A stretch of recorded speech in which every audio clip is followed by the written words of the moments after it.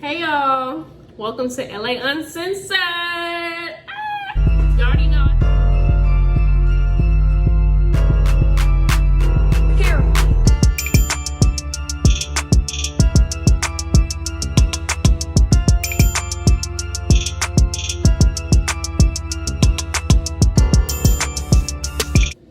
Alright y'all, we're just gonna hop right into the video. Okay, this video is what it's like being a professional female barber. Okay, so I have my notes because I don't want to get off topic, and I also don't want to make this video super long because I know, people just want the information. Y'all, I'm in love with my hair. Shout out to Diego, he got me right. Okay, so let's just hop right into it like I said. So first and foremost, I am a professional female barber. I've been cutting hair for 5 years now. My 5-year anniversary was actually last month, which was in May. Right after high school, I graduated with my cosmetology license, and I started working at Supercuts that summer. So in 2018, I was cutting hair. At first, it wasn't a skill to me. It was kind of just like a job. Like, I was like, I got my license, I worked hard for it, I want to put it to use. So at Supercuts, they be quick to hire anybody. So boom. Funny story, started working at Supercuts. My manager, her name is Shalia. Shout out to Shalia. I actually cut her hair now, like she's one of my clients. But she, interviewed me, and she told me to bring my clippers and my equipment. And I'm like, I don't have anything. Like, I don't even know how to cut hair. What am I supposed to bring? I don't even know. So I went to Walmart, and I just grabbed the cheapest pair of clippers that I freaking saw. Like they were probably like $15. And I brought them things up there, and she was looking at me like, and I was looking at her like,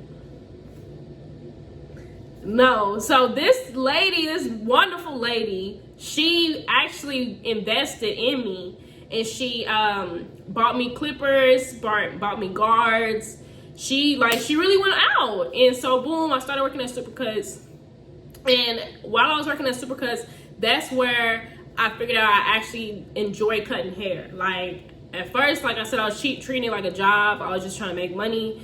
I'm young, boom. So I learned how to cut hair at Supercuts. Shalia, she actually started helping me. She was the first person to actually teach me.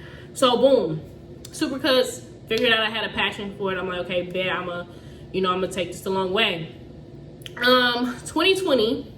Fall of 2020 is when I actually started working for myself, and I quit working at like a chain salon and actually got booth rent at an actual barber shop.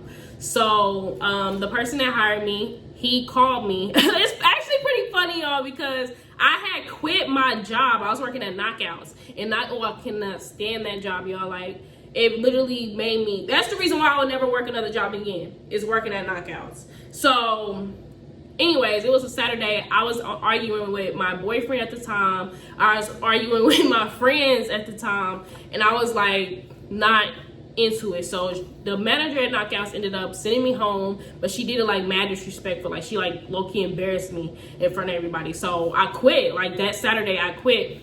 Sunday came, I was applying for all of these, chain jobs. I was like just trying to get another job, bills still gotta get paid.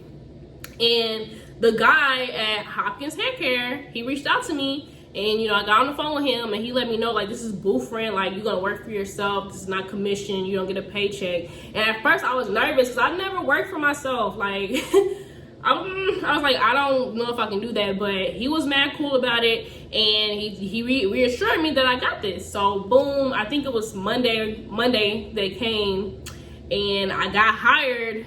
Well, not hired, but they let me, have the extra booth that was inside there. And I've been there for almost 2020, it's 2022 now. Actually, I think I got there in 2019. Yeah, I think it was 2019, because I've been there for like 3.5 years. So boom, now I am a licensed cosmetologist, and I work for myself, period. At 19 years old, I thought I was that. I didn't think I was that girl. I knew I was that girl. So now I'm in a barbershop with black people cutting black hair. I was used to cutting white hair, y'all. Like, I was not, like, I probably cut like 2 black people's hair before I came to Hopkins. So I was like mad nervous, and they really taught me, like, all the barbers that was there, they taught me their techniques. I just watched over them, I studied them. I was literally just sitting there watching, because at the time I really didn't have no clientele, so I couldn't do nothing but watch. But boom, y'all know. Moving on, fast forward into now, I am now an established female barber. I have clientele. I'm really good at the skill. I love doing the skill. I'm confident in every haircut that I do. I always have that, you know, anxiety feeling, but that's just natural because I have anxiety. But I'm very confident in what I do now, and I've learned. So how much money do I make on average? Y'all, on average, I probably make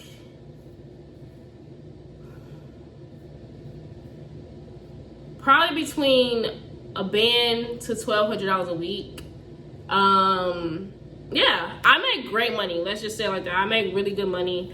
It's fast money. It's easy money. You make your own prices. Right now, a haircut for me starts at $30, and most of the people don't have any problem paying that. And if they do have a problem paying that, they can happily go to somebody else because my prices is strict. Okay. But yeah, I mean, I make enough money to support myself, take care of myself, and get myself what I want. So I'm really happy with the money that I made. Money is good. Money is good. Like, sometimes I make $100 a cut, or $60 a cut, or $80 a cut. Like, then, man, and then on top of that, y'all, I'm pretty. You know, I'm pretty and I'm good at what I do, and I'm confident. I have a personality. So those men do not mind spending it. So that's the key. If you ever want to be a barber, just have confidence and just be good at what you do. Like, don't think, oh, just because I'm pretty, they're going to come to me. You being pretty might make them come to you, but your skill is going to make them stay with you. So that's just that. Acceptance. Being accepted in this industry it wasn't the easiest thing. Sometimes I got angry at the fact that men didn't want to sit in my chair because I was a girl, but now it doesn't really bother me. Like, if you come in, like, for instance, last week, a man came in the shop. He was looking for one of the brothers, and he asked me if I was a barber. I told him, yeah, and he basically was like, a female? Like, he looked at me weird, and all I said was, if you don't feel comfortable with me cutting your hair, I can refer you to somebody else. Like, that's literally simple as that. Like I said, at first, when I first started, I got offended. My feelings would get hurt. I would be like mad face, you know, because I just had to understand that this is a male-dominated skill or field. So I have to understand that it's nothing personal. It's just that men or people in general are not used to seeing a female cut hair, like actually cut, like get you right. You know what I mean? So I'm like, I know what I can do. Like, I know what I bring to the table. So I'm confident in cutting your hair, even if you feel like, oh, I'm a female, so she might not do it as good. But the thing about it is, I know what a good haircut looks like. And some of these barbers, I ain't gonna say no names, some of these male barbers in Oklahoma really don't even be knowing how to cut hair. Like, they get clients just because they're dudes. Like, dudes are comfortable just because they're a dude. Even if their hairline is lopsided or the fade is like messed up, like, but I ain't gonna say no names. It's just the truth. That's just the truth. Okay, moving on. Working with guys, customers, and co-workers. Oh my god, okay, this is probably my favorite one. Well, let's start with co-workers. All the dudes that I work with, well, most of them, they're mad cool. Everybody's older than me, so they kind of treat me like little sister. You know, I don't know if y'all actually be seeing it, but like barbershop gossip and barbershop, like being in the barbershop energy, it's literally like that. Like, the movie Barbershop is actually like that.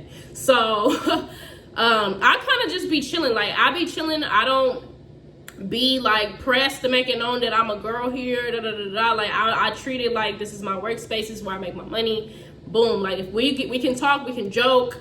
all the time, but at the end of the day, I'm here to make my money. So working with guys, it really don't matter to me. Like, and they cool. Like most of them is cool. Like, we get along, we laugh, we joke. Sometimes they might get on my nerves, and they'll know if they get on my nerves. Like, they don't know, like, oh, don't mess with LA today, because, you know. But other than that, it's man cool. Sometimes the conversation do be kind of like against females sometimes, and I be trying to find myself like trying to take up for the females, but I'm the only female in there. Well, I'm not the only female in there. Like, we have like stylists and stuff, but yeah, like, I'm gonna speak up as a female. Like, I'm not gonna just like adjust to the fact, oh, these are men, so I'm gonna let men be men. Like, no, I'm gonna put you in your place every time. Okay, so now moving on to customers. Male clientele, like I said, I am a very attractive woman. I have a body, I have a face, I have confidence, and people know that. So how can I say this? It's entertaining, because most of my clients, they do try to hit on me. But I always keep a level of professionalism. Like, even if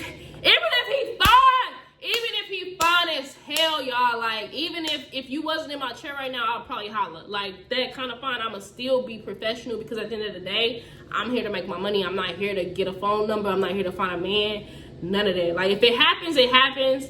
But boom, that's just that. And I don't recommend like messing around with your clients, because it gets messy. And I put my money first. Like, I'd rather you be my client rather than we mess with each other. Because now when we fall out, you ain't gonna want to be my client no more. And I'm gonna need that paper. So I try to just keep it surface. You know, I'll flirt back just a little bit just to make sure I'm securing that tip. But I'm gonna always be professional. And some of my clients, they even ask me out on dates. They sometimes text my phone on stuff other than getting a haircut. But like I said, I just always keep it professional. And like, we can be cool. Like I said, I'll flirt with you just a little bit, but they know that they'll never hit this. And like I said, they be some fine people, and they don't even be my clients.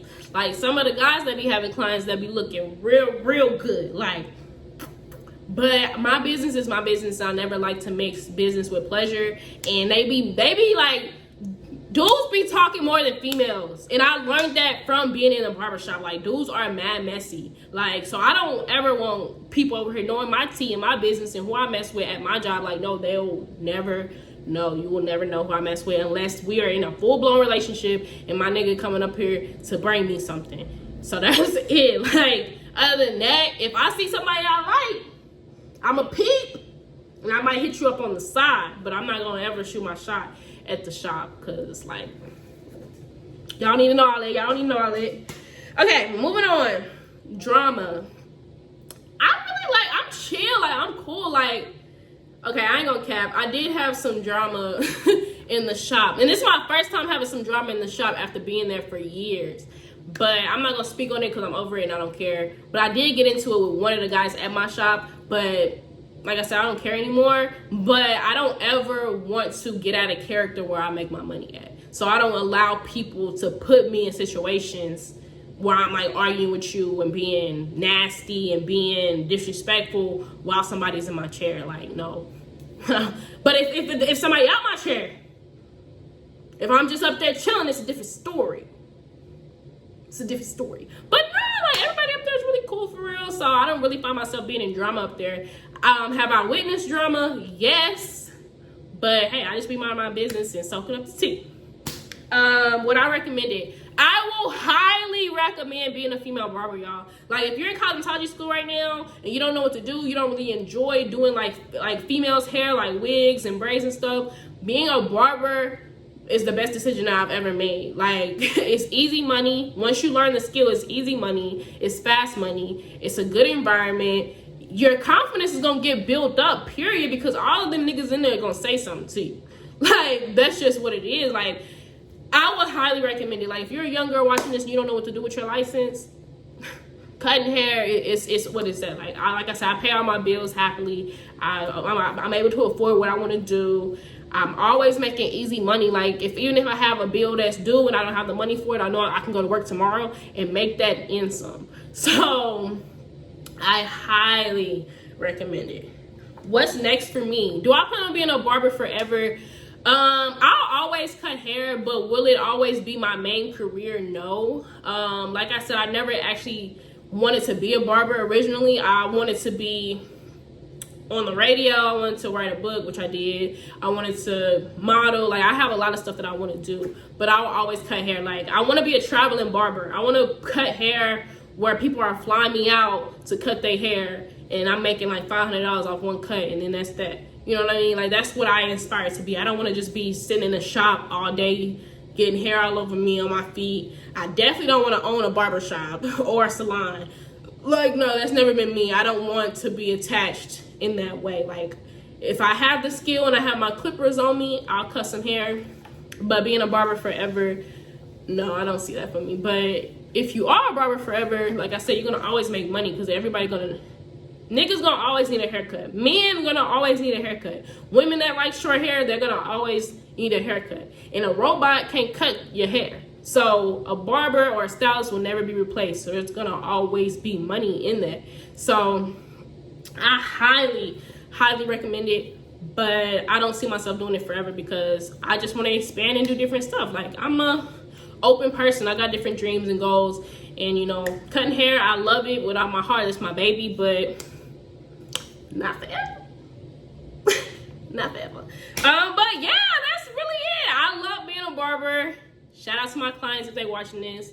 I enjoy it. I work every other day. Well, I work every day except like Sundays, sometimes Sundays. And I leave when I want to. I come when I want to. I make my own schedule.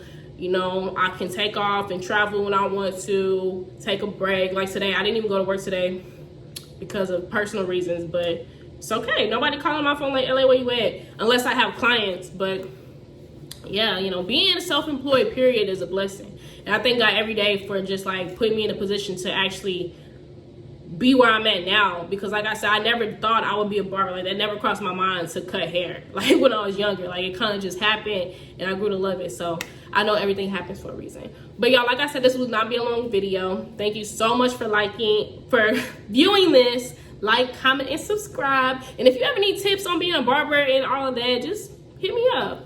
I'll give you a class.